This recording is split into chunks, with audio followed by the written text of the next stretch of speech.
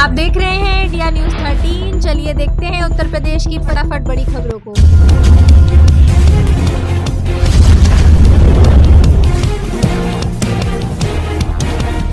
UP में घटी विकास प्राधिकरण व आवास विकास परिषद के फ्लैट प्लॉट की कीमत, योगी सरकार ने लिया बड़ा फैसला।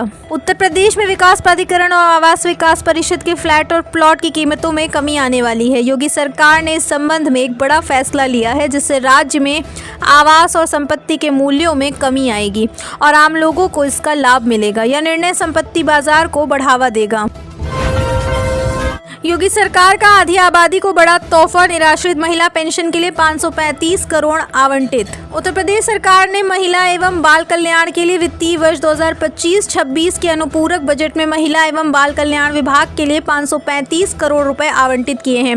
इस बजट का मुख्य केंद्र निराश्रित महिला पेंशन योजना है, जिसके तहत 40 लाख महिलाओं को 1000 रुपए प्रति माह की दर से सहायता दी जाएगी। सरकार आंगनबाड़ी केंद्रों को आधुनिक प्ले स्कूलों जैसी सुविधाएं प्रदान करने का भी प्रयास कर रही है। युवाओं के कौशल और तकनीक को मिलेगी नई उड़ान, योगी सरकार ने अनुपूरक बजट में शिक्षा और ट्रेनिंग पर दिया जोर। योगी आदित्यनाथ सरकार ने उत्तर प्रदेश को स्किल हब बनाने के लिए अनुपूरक बजट में युवाओं की शिक्षा और तकनीकी दक्षता पर ध्यान केंद्रित किया है। सरकार प्राविधिक शिक्षा, कौशल विकास और छात्रवृत्ति में निवेश करेगी। इस बजट का उद्देश्य शैक्षणिक ढांचे को आधुनिक बनाना, छात्रों को रोजगार उन्मुखी प्रशिक्षण प्रदान करना, पॉलिटेक्निक और इंजीनियरिंग कॉलेजों का विकास करना है। कौशल विकास मिशन के तहत 50,000 युवाओं को प्रशिक्षण दिया जाएगा। योगी सरकार का समावेशी बजट, छात्रवृत्ति, विवाह सहायता और दिव्यांग कल्याण के लिए खुला खजाना। उत्तर प्रदेश की योगी आदित्यनाथ सरकार ने 2025-26 के अनुपूरक बजट में समाज कल्याण और दिव्यांग जन सशक्तिकरण विभाग के लिए विशेष वित्तीय प्रावधान किए हैं। इस बजट में ओबीसी, एससी और एसटी छात्रों की शिक्षा, निर्धन कन्याओं के विवाह और दिव्यांगों के लिए बाधा रहित वातावरण पर ध्यान केंद्रित किया गया है। छात्रवृत्ति योजनाओं, विवाह सहायता और वृद्धजन कल्याण के लिए बजट में उल्लेखनीय वृद्धि की गई।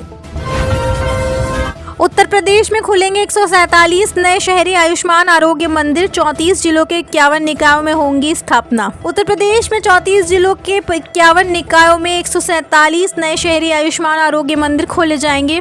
इन मंदिरों की स्थापना से राज्य में शहरी स्वास्थ्य सेवाओं का विस्तार होगा और लोगों को बेहतर चिकित्सा सुविधाएं मिल सकेंगी। यह कदम आयुष्मान भारत योजना के अंतर्गत उठाया गया है, जिसका उद्देश्य सभी को स्वास्थ्य सेवाएं उपलब्ध कराना है।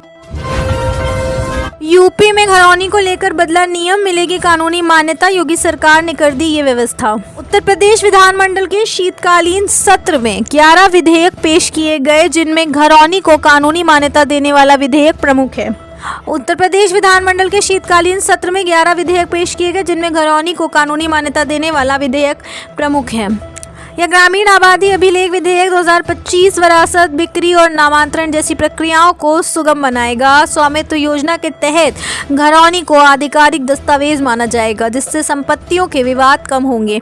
इसके अतिरिक्त ईज ऑफ डूइंग बिजनेस को बढ़ावा देने और गन्ना उपकर अधिनियम को निरस्त करने संबंधी विधेयक भी पेश किए गए।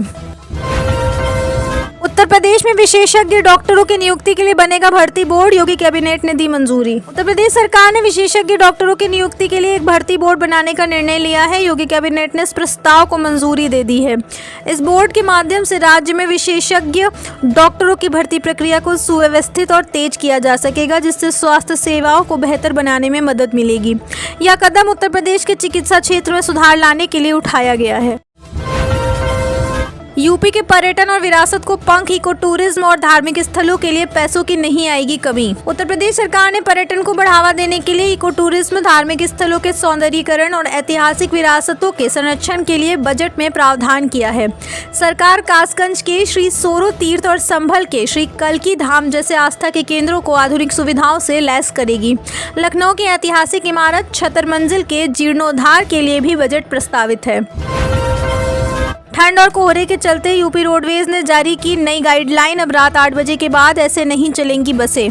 सर्दी के मौसम में हाथरस में रात 8 बजे के बाद रोडवेज बसों का संचालन 25 या उससे अधिक सवारियों पर ही होगा। कम यात्री होने से परिवहन विभाग को राजस्व का नुकसान हो रहा है। चालकों को कोहरे में फॉग लाइट और वाइपर सही रखने के निर्देश दिए गए हैं। यात्रियों की सुरक्षा को प्राथमिकता दी जा रही है। लापरवाही पर कार्रवाई होगी। कोहरे और ठंड के कारण यात्रियों की संख्या में कमी आई है। कल्याणकारी योजनाओं को मिला अनुपूरक बजट का सहारा, महिला एवं बाल विकास के लिए भी राशि स्वीकृत। उत्तर प्रदेश सरकार के अनुपूरक बजट में कल्याणकारी योजनाओं को सहारा मिला है। इस बजट में महिला एवं बाल विकास के लिए भी राशि स्वीकृत की गई है। यह कदम राज्य सरकार की सामाजिक विकास के प्रति प्रतिबद्धता को दर्शाता है और विभिन्न योजनाओं को सुचारू रूप से चलाने में मदद करेगा। इससे प्रदेश के नागरिकों को लाभ मिलेगा। आप देख रहे हैं देश का number 1 Hindi news channel India news 13, मतलब भारत की आवाज।